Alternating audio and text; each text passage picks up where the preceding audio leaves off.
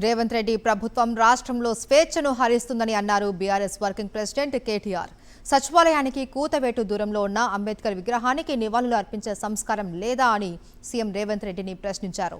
120 అడుగుల అంబేద్కర్ విగ్రహాన్ని నిర్లక్ష్యం చేయడం వెనుక ఉన్న ఉద్దేశం ఏంటో రేవంత్ రెడ్డి చెప్పాలి అని నిలదీశారు. కాంగ్రెస్ సర్కార్ అధికారంలోకి వచ్చి ఏడాది అవుతున్నా ఇప్పటికీ అంబేద్కర్ అభయహస్తం హామీని నెరవేర్చలేదని అన్నారు కేటీఆర్.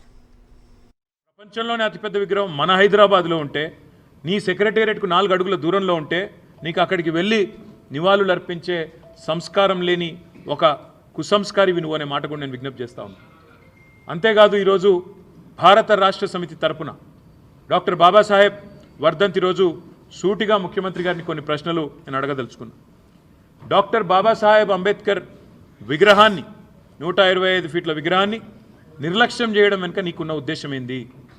ఇది ఆయన ఆలోచన విధానాన్ని ఒక రకంగా అవమానించడమా, లేదా నీ కాంగ్రెస్ పార్టీ అధినాయకత్వం పెద్ద నాయకులందరూ ఇక్కడ ఎవరెవరైతే ఉన్నారో, అంబేద్కర్ గారు కావచ్చు, లేదా మా తెలంగాణ బిడ్డ పివి నరసింహారావు గారు కావచ్చు, ఎట్లయితే కాంగ్రెస్ అధినాయకత్వం మొదటి నుంచి అవమానాల పాలు చేస్తూ వచ్చిందో, మీ పైనుంచి వచ్చిన డైరెక్షన్ హైకమాండ్ నుంచి ఏమైనా ఉన్నదా చెప్పాలా మీరు? లేకపోతే ఆయనను ఈ రకంగా అవమానించాల్సిన అవసరం ఏముంది? ఆలోచన చేయాలి.